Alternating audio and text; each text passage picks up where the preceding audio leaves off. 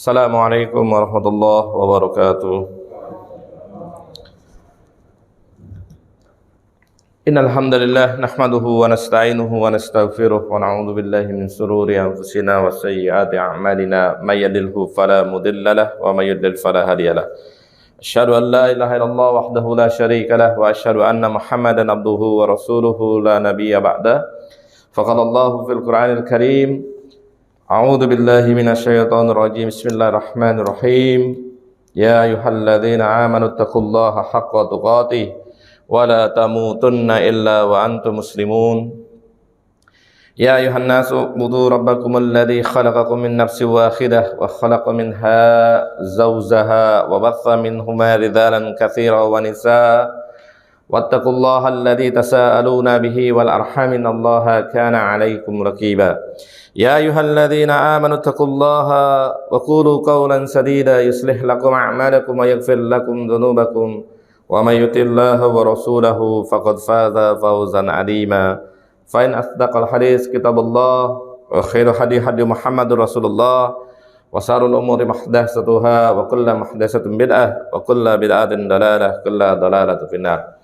Ayuhal ikhwan, bapak-bapak, ibu-ibu, jamaah salat subuh yang dirahmati Allah Subhanahu wa taala.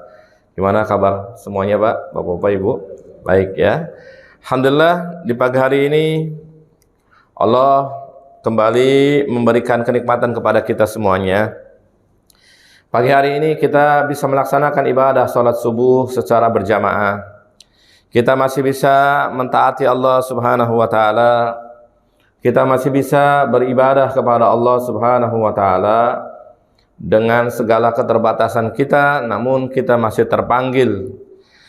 terpanggil untuk memenuhi seruan Allah Subhanahu wa taala yang beribadah kepada Allah Subhanahu wa taala. Tidak lupa ya, kita bersalawat atas Rasulullah sallallahu alaihi wasallam. Tentunya setelah kita diberikan kenikmatan bersyukur kepada Allah, maka tidak ada perkataan yang lebih. Yang kedua adalah bersalawat atas Rasulullah sallallahu alaihi wasallam, di mana dengan petunjuk Rasulullah sallallahu alaihi wasallam, ya, dengan bimbingan Rasulullah sallallahu alaihi wasallam, kemudian kita bisa menjadi insan-insan yang beriman, insan-insan yang bertakwa kepada Allah Subhanahu wa taala, dan insan-insan yang insyaallah kemudian akan mendapatkan jannahnya, surganya Allah Subhanahu wa taala. Amin ya rabbal alamin. Bapak-bapak, ibu-ibu, jamaah salat subuh yang dirahmati Allah Subhanahu wa taala. Hari ini kita masuk kepada tanggal 28 Jumadil Awal, ya, bertepatan tanggal 2 Januari. Jadi sebentar lagi kita akan masuk ke Ramadan, Pak ya. Tidak terasa ya, beberapa bulan lagi kita akan masuk ke Ramadan. Bulan yang agung ya, bulan yang mulia. Ya. Namun kalau kita hari ini lihat, misalkan hari ini masuk Jumadil Awal bertepatan dengan 2 Januari. Ya. Kalau berbicara Desember dan Januari, kira-kira kalau saya tanya apa, Pak? Ya, apa kira-kira yang terbesit di pikiran bapak-bapak ya? Yang pertama Natalan dan Tahun Baruan, ya. Itu yang mungkin menghiasi hari ini umat Islam. Ya. Umat Islam hari ini menjadi orang-orang, ya sebagian besar lah ya, sebagian besar umat Islam hari ini menjadi orang-orang yang kemudian mengikuti sunnah-sunnah bukan Islam. Orang Islam hari ini menjadi orang-orang yang mengikuti sunnah-sunnah atau kebiasaan-kebiasaan yang bukan didasarkan oleh Islam. Yang pertama, kalau berbicara dengan Desember itu, ya, kita biasanya umat Islam ya dengan dalil toleransi beragama, ya, dengan dalil bahwa ya kita harus ya menjaga kerukunan, Ya, maka kemudian umat Islam berlomba-lomba mengucapkan selamat Natal. Ya. Padahal ya kalau Islam mengajarkan tidak seperti itu. Ya, Islam mengajarkan toleransi itu dalam masalah muamalah. Ya, dalam masalah hubungan sosial. Tetapi masalah hubungan agama, hubungan din, maka tidak ada toleransi.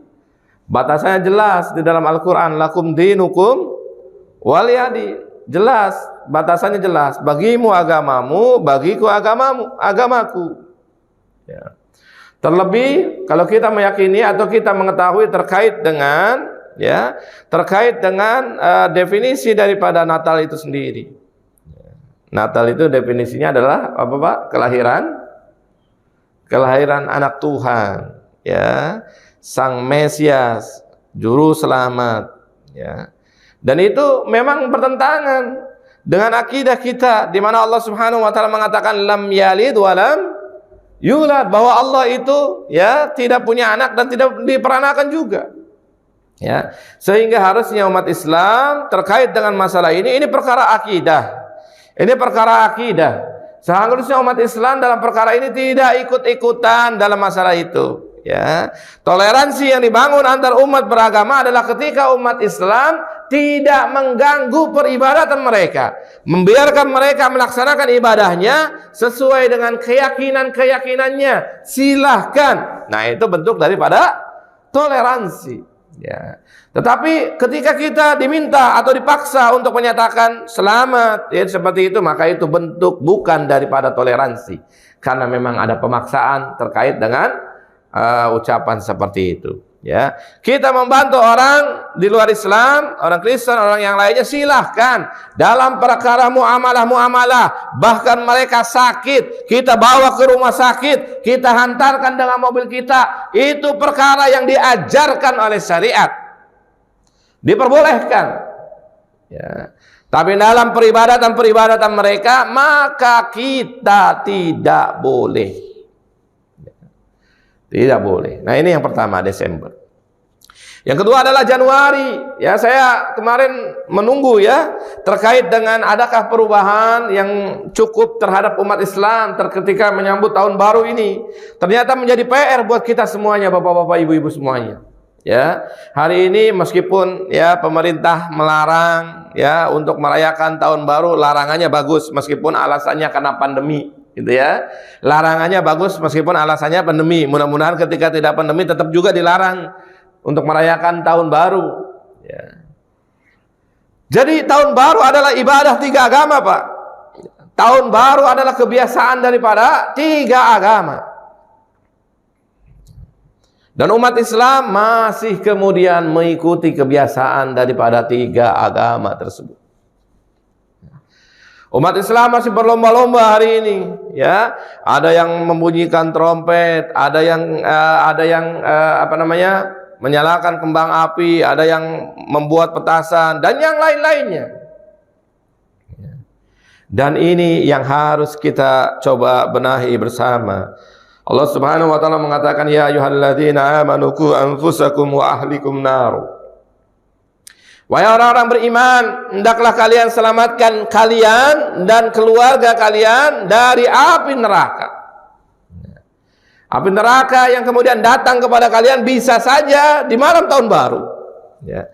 Ketika kita atau keluarga kita kemudian berlomba-lomba untuk merayakan tahun baru yang pada hakikatnya ini bukan tahun baru Islam.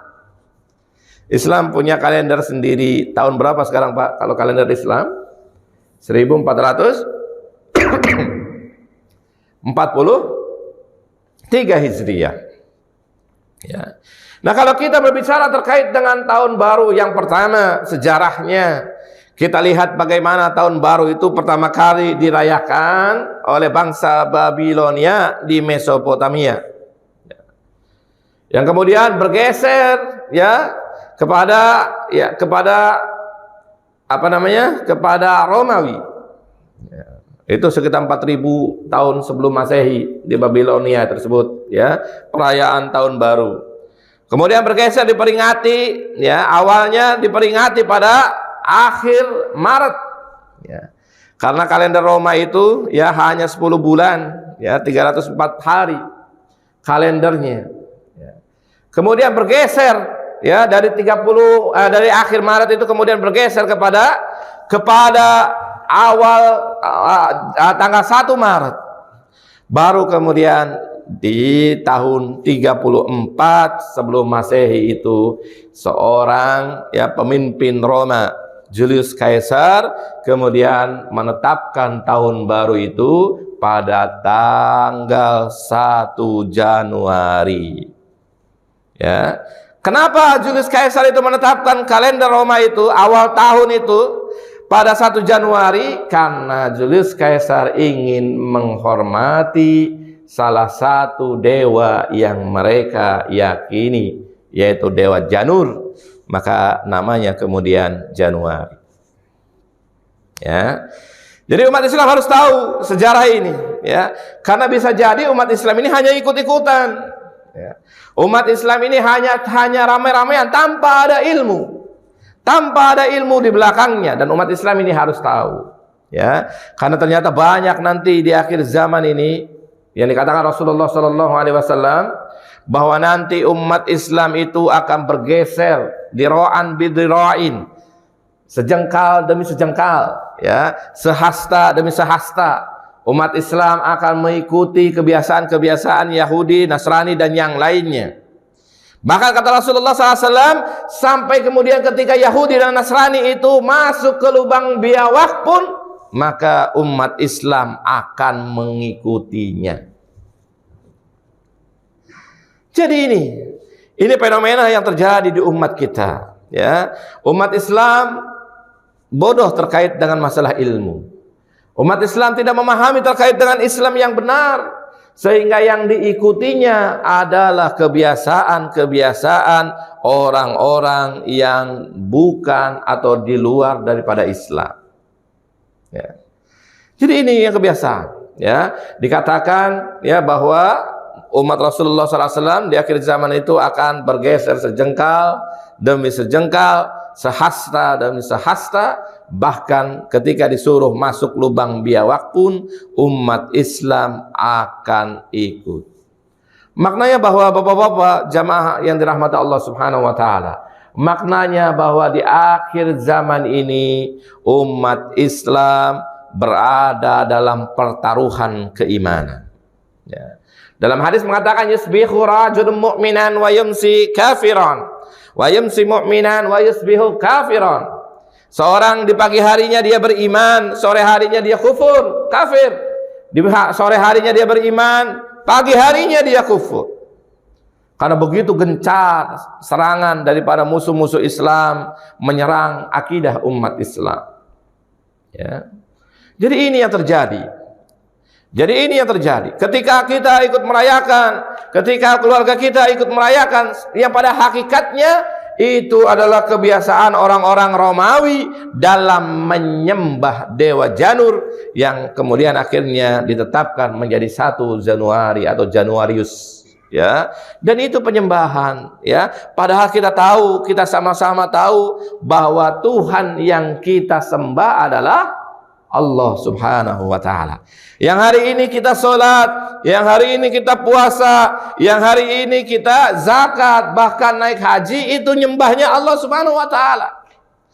Lalu bagaimana mungkin di satu sisi kita menyembah Allah Subhanahu wa taala, sisi lain kita kemudian beribadah atau kebiasaan-kebiasaan kita mengikuti orang-orang Nasrani.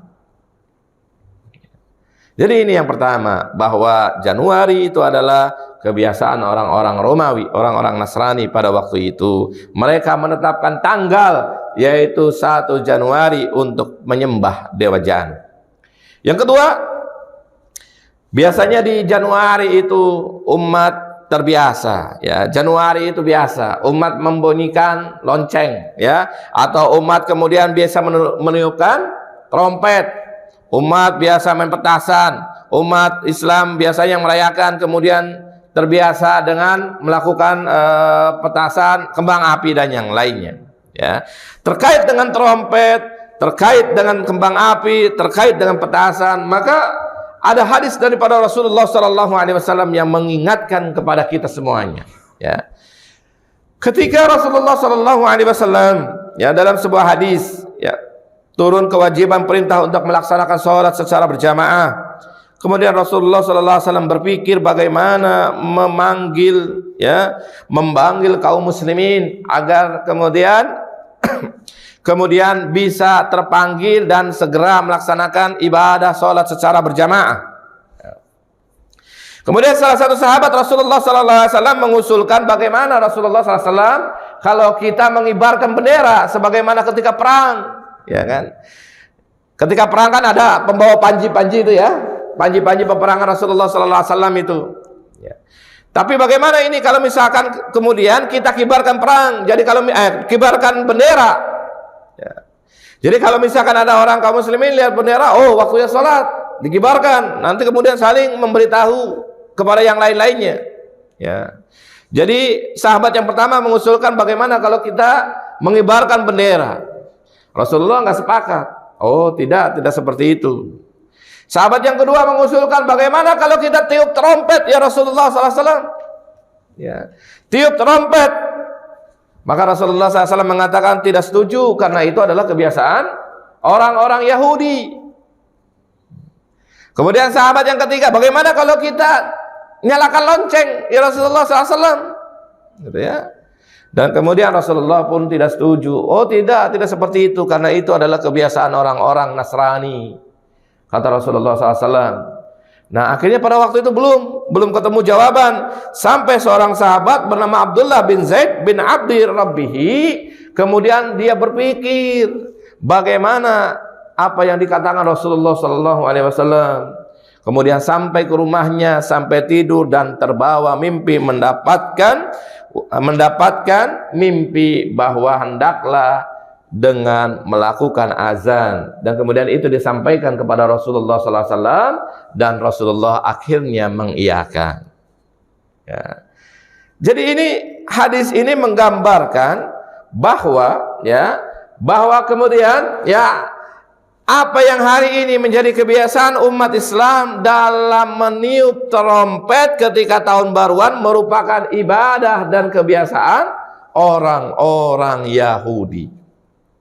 Sebagaimana dalam hadis ini, ya, ketika mau mengiklankan atau mensiarkan azan atau mensiarkan agar orang-orang ikut, ya, sholat berjamaah, maka Rasulullah SAW mendapatkan usul agar dengan tiup trompet, maka Rasulullah tidak menyetujui karena itu kebiasaan orang-orang Yahudi. Dengan lonceng Rasulullah tidak juga disetujui karena memang itu kebiasaan dari orang-orang Nasrani, ya.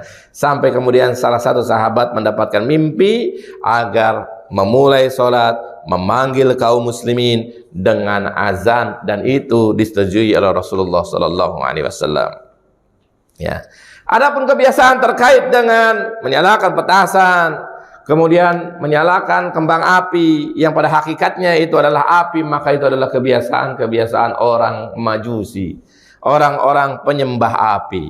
Maka bapak-bapak, ibu-ibu yang dirahmati Allah Subhanahu wa taala, kalau kita lihat terkait dengan ini, maka di tahun baru, ya, di tahun baru itu umat Islam merayakan 3 ibadah yang memang di luar Islam.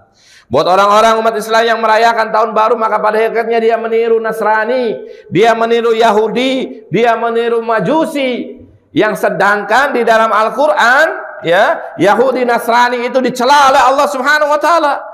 Dengan surat yang kita baca setiap hari, dalam setiap doa-doa kita agar dijauhkan dari Yahudi dan Nasrani, dengan perkataan ihdinas siratal mustaqim, tunjukilah kami jalan yang lurus. Siratal ladzina an'amta alaihim, jalan orang-orang yang mendapatkan kenikmatan. Ghairil maghdubi alaihim waladdallin, dan bukan jalannya orang-orang yang dimurkai dan orang-orang yang disesatkan. Yang dimurkai para mufassir mengatakan Yahudi, sedangkan yang disesatkan para mufassir mengatakan Nasrani. Bagaimana mungkin di satu sisi kita berdoa kepada Allah Subhanahu wa taala ihdinas siratal mustaqim, siratal ladzina an'amta alaihim, Ghairil maghdubi alaihim, tapi di sisi yang lainnya kemudian kita ya justru mengikuti ibadah orang-orang Yahudi dan Nasrani tersebut. Ya. Jadi berbeda dengan Yahudi, berbeda dengan Nasrani, itu bagian daripada ibadah. Ya. Dan dalam beberapa perkara itu disyariatkan oleh Allah Subhanahu wa taala, sebagaimana dulu ketika Rasulullah sallallahu alaihi wasallam melaksanakan ibadah salat dan ibadahnya itu menghadap Baitul Maqdis. Ya. Sebelum kemudian pindahkan kiblatnya ke Mekah itu ya. Awal-awal itu salat, kewajiban salat itu ya menghadapnya ke Baitul Maqdis. Ya. Kemudian orang-orang Yahudi tertawa, "Oh, ini Muhammad yang mengaku Tuhannya sama, tapi itu sama kita juga," gitu ya. Sama ya, salatnya itu menghadap Baitul Maqdis, ya. Menghadap Baitul Maqdis di Palestina. Ya, kiblat pertama umat Islam. Ya. Nah, ketika mendengar ya perguncingan tersebut, kemudian Rasulullah SAW berdoa kepada Allah Subhanahu wa taala. Dan kemudian Allah Subhanahu wa taala menetapkan bahwa kiblat umat Islam itu dipindah daripada Baitul Maqdis ke Mekah Al-Mukarramah, ke kiblatnya ya, kiblatnya itu di Mekah. Ya, dengan menghadap kepada Ka'bah. Ya, awalnya dicemooh. Awalnya dicemooh. Awalnya kemudian dilecehkan orang-orang Yahudi. Tuh umat Islam begitu. Ngaku Tuhannya beda, ya. Ngaku Rasulullahnya beda. Rasulnya adalah Muhammadnya adalah Rasul. Kok ibadahnya sama juga menghadap ke Baitul Maqdis. Maka ini kemudian menjadi olok-olokan orang-orang Yahudi. Ya, sampai kemudian Allah menetapkan bahwa kiblatnya umat Islam adalah Ka'bah, ya. Kemudian berhenti perolok-olokan daripada orang-orang Yahudi. Nah, ini ibadah, ya. Tidak menyerupai kebiasaan-kebiasaan Yahudi, ya, tidak menyerupai kebiasaan-kebiasaan Nasrani, merupakan ibadah, dan dalam beberapa hal itu merupakan perkara yang disyariatkan oleh Allah Subhanahu wa taala. Bahkan dalam satu riwayat Rasulullah SAW sampai ke Madinah ketika hijrah. Ya. Rasulullah hijrah ke Madinah dan Rasulullah SAW melihat ya orang Yahudi nyisirnya itu ke kanan semua. Ya. Kemudian Rasulullah SAW kemudian menyelisihi orang-orang Yahudi dengan menyisir ke kiri. Ini perkara. Ya, perkara yang awalnya ya, yang seharusnya kemudian tidak ada perkara-perkara yang boleh, tapi Rasulullah tidak mau ikhtimam. Rasulullah tidak mau bersama orang-orang seperti itu. Maka kemudian Rasulullah menyelisihi kebiasaan orang-orang Yahudi maupun kebiasaan orang-orang Nasrani. Ya. Jadi ini yang dibiasakan atau ini yang diajarkan oleh Rasulullah sallallahu alaihi wasallam. Ya, maka Rasulullah SAW dalam sebuah hadis mengatakan, man tasabbaha biqaumin fahuwa minhum. Ya. Barang siapa menyerupai sebuah kaum maka fahuwa minhum. Ya.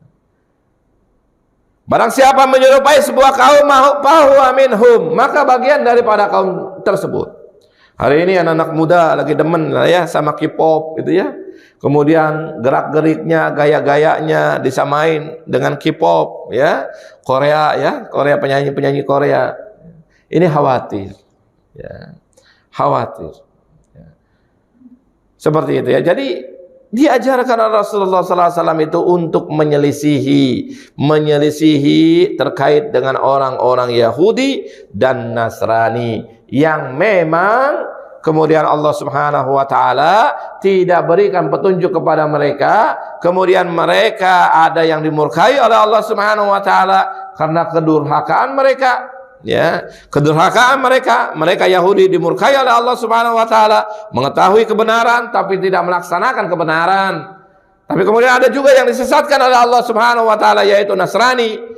Disesatkan karena mereka tidak mau mengikuti petunjuk Allah Subhanahu wa taala, tidak mau mengikuti petunjuk Rasulullah sallallahu alaihi wasallam.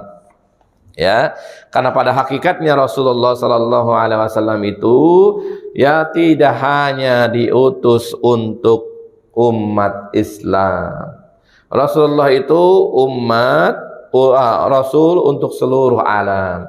Maknanya pada hakikatnya tidak hanya umat Islam yang hari ini harus ikut dengan Rasulullah SAW.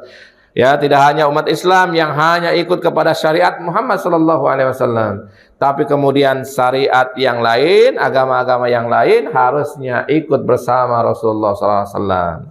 Ya, ikut seperti itu karena memang Rasulullah diutus untuk seluruh alam. Maknanya tidak hanya hari ini umat Islam yang kemudian meniru, mencontoh apa yang dicontohkan Rasulullah SAW. Ya, jadi ini beberapa perkara terkait dengan kebiasaan umat Islam di tahun baru, ya, di tahun baru, dan ini harus kemudian kita berusaha sampaikan kepada umat Islam, terutama kepada keluarga kita, agar keluarga kita ini kemudian tidak ikut-ikutan, ya, agar keluarga kita ini tidak bersama-sama dengan kebiasaan-kebiasaan orang-orang yang di luar Islam. Ya. Lalu apa yang harus kita lakukan?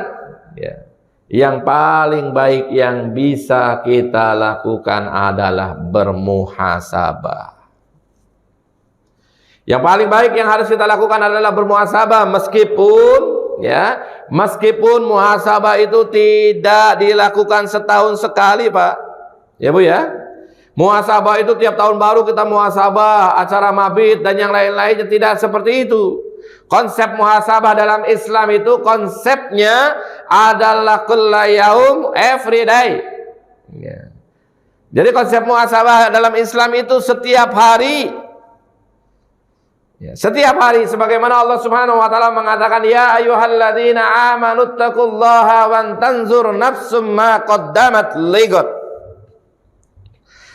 Wahai orang-orang beriman, hendaklah kalian bertakwa kepada Allah Subhanahu wa taala, dan setiap diri ini, setiap jiwa ini memperhatikan bekal apa yang sudah kalian persiapkan untuk hari esok. Bekal apa yang sudah kalian siapkan untuk hari akhirat. Ya. Tidak berbicara setahun sekali, ya, tapi berbicaranya, ya, pertanyaannya itu ya hanya untuk muhasabah secara umum. Ya. Sehingga umat Islam harusnya melakukan muhasabah ketika terjadi pergantian tahun, meskipun saya katakan tidak mesti setahun sekali. Tidak mesti pada tahun baru, muhasabah itu bisa jadi setiap hari. Ketika kita mau tidur, kita melakukan sudah sejauh mana amal-amal soleh yang kita lakukan hari ini. Sudah sejauh mana kemudian perbuatan-perbuatan ibadah kita yang kita lakukan hari ini. Sudah sejauh mana kemudian dosa-dosa, maksiat-maksiat ini kita jauhkan. Sudah sejauh mana. Jadi lakukan muhasabah. Dan ini adalah perkara yang disyariatkan oleh Allah Subhanahu wa taala, yaitu dalam surat Al-Hasr ayat 18 tersebut, ya. Bahkan Umar bin Khattab mengatakan, hasibu anfusakum qabla an tuhasabu.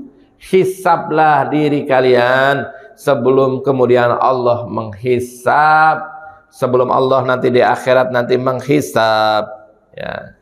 Jadi ada 5 perkara yang sering kita lupakan ketika kita diberikan kenikmatan di dunia ini, ya. Yang sering kita lupakan itu yang pertama, ya, yang banyak diberikan kepada manusia, namun manusia itu sering melupakan. Yang pertama adalah kenikmatan waktu luang. Ya. Waktu luang. Seringkali kita lalai terkait dengan waktu. 24 jam hari ini terasa begitu cepat, Pak. Ya, Bapak merasakan sama, ya. 24 jam hari ini, sudah besoknya udah ganti lagi, ya. Jadi waktu itu terasa cepat, dan kita kalau melihat waktu itu kelihatannya belum berbuat apa-apa. 24 jam kita terasa beribadah itu masih sedikit. Tahu-tahu besok sudah berubah lagi, tahu-tahu besok sudah berubah hari lagi. Umur kita semakin bertambah, gitu, ya. Dan amal-amal kita belum tentu bertambah. Jadi yang perlu kita muhasabah yang pertama adalah waktu, terkait dengan waktu, Pak. Ya. Terkait dengan waktu ini, waktu luang ini sudah sejauh mana kita manfaatkan secara maksimal. Ya. Di dalam Al-Quran Allah mengingatkan kita bahwa setiap manusia ini merugi. Wal asr innal insana lafi khusr illa alladhina amanu wa amilus solihat wa tawasaw bil haqqi wa tawasaw bis sabr. Sesungguhnya manusia berada dalam kerugian kecuali orang-orang yang beriman, beramal soleh, menasehati dalam perkara kebenaran, dan nasihati dalam perkara kesabaran. Ya, kalau Syekh Profesor Dr. Wahbah Zuhaili mengatakan dalam tafsir ini, ya, tafsir Al-Wajiz terkait dengan surat Al-Asr ini, beliau mengatakan sesungguhnya manusia itu merugi kecuali orang-orang yang beriman kepada Allah Subhanahu wa taala dan kepada Rasulullah sallallahu alaihi wasallam, kemudian beramal soleh sesuai yang diperintahkan oleh Allah. Beramal soleh sesuai dengan yang diperintahkan oleh Allah. Salat subuh itu amal soleh, tapi harus sesuai dengan yang diperintahkan oleh Allah. Maka salat subuh itu harus 2 rakaat, tidak boleh 3 rakaat. Tidak boleh. Karena itu amal soleh, tapi amal solehnya harus sesuai dengan yang diperintahkan. Ya. Haji itu ke Baitullah, ke Ka'bah, gitu ya. Tidak boleh ke Karbala misalkan, tidak boleh. Ya. Jadi beramal soleh, namun amal solehnya itu amal soleh yang diperintahkan oleh Allah Subhanahu wa taala. Yang tidak diperintahkan ya tidak boleh. Ya, tidak boleh.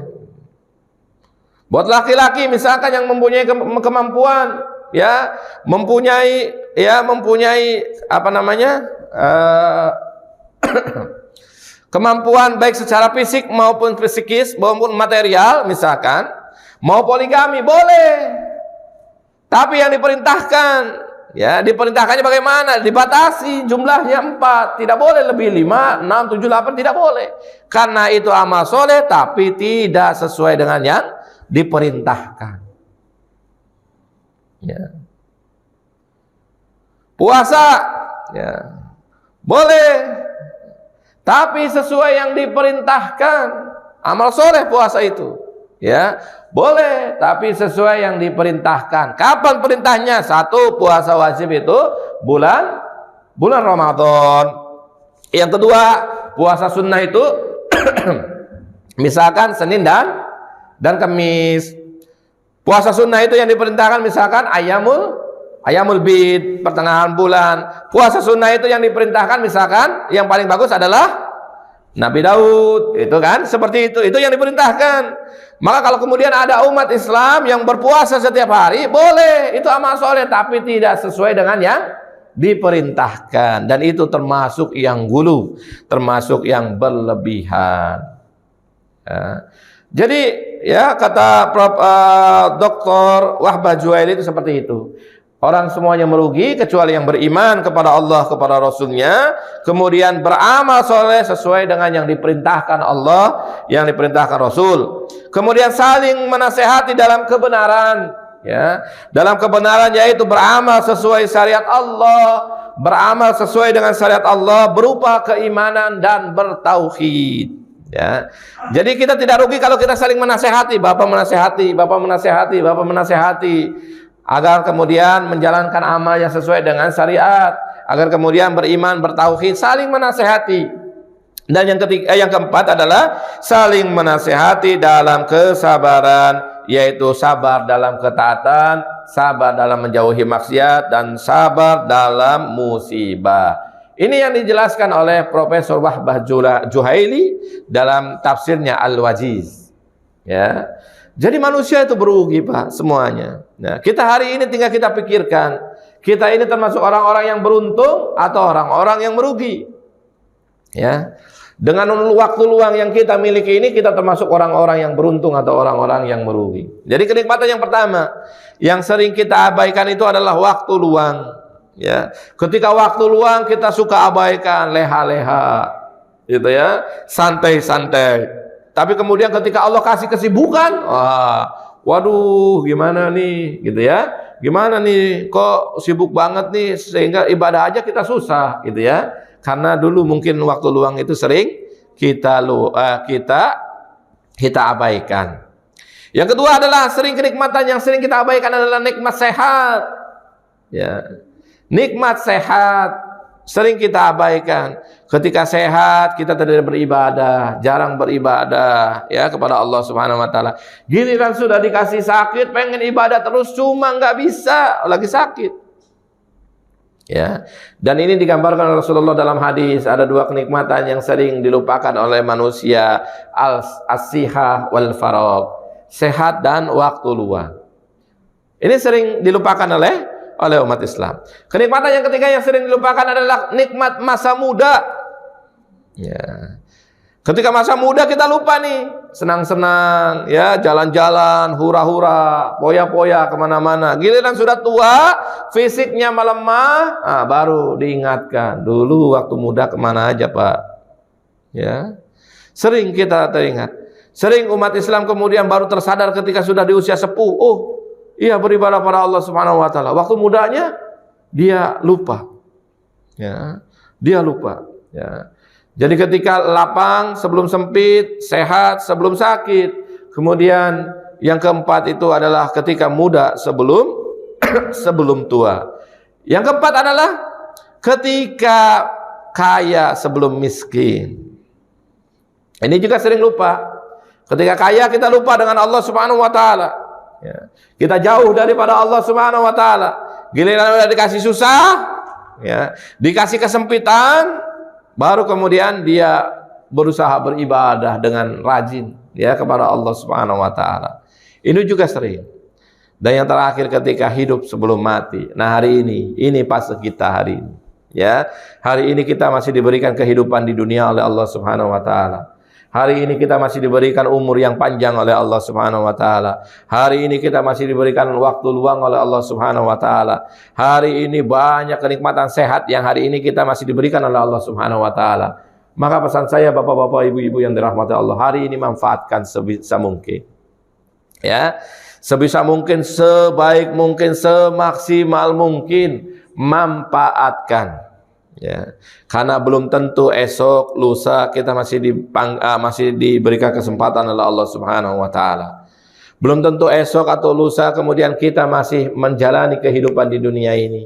Karena tidak ada yang tahu terkait dengan masalah umur. Umur tidak berbicara terkait dengan masalah usia. Umur tidak berbicara terkait dengan sehat atau tidak sehat.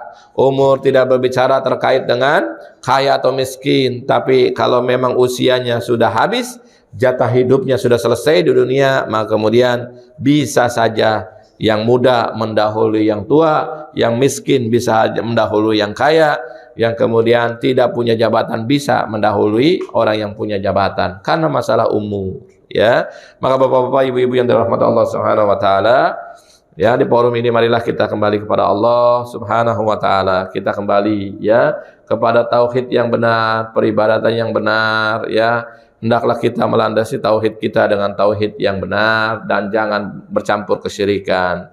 Kemudian janganlah kita kemudian meniru budaya-budaya yang memang bukan daripada Islam, bukan dari Islam. Kita harus bangga dengan Islam karena dengan isyhadu bi anna muslimun itu insyaallah akan menyelamatkan kita dari nerakanya Allah dan akan menghantarkan kita menuju surganya Allah Subhanahu wa taala. Baik, kiranya itu mungkin bapak-bapak, ibu-ibu yang dirahmati Allah Subhanahu wa taala terkait dengan beberapa hal yang perlu saya sampaikan pada kesempatan hari ini. Silakan barangkali ada yang mau ditanyakan. Aku qouli hadza wa astaghfirullah li wa lakum sairil muslimina wal muslimat innahu huwal ghafurur rahim. Assalamualaikum warahmatullahi wabarakatuh.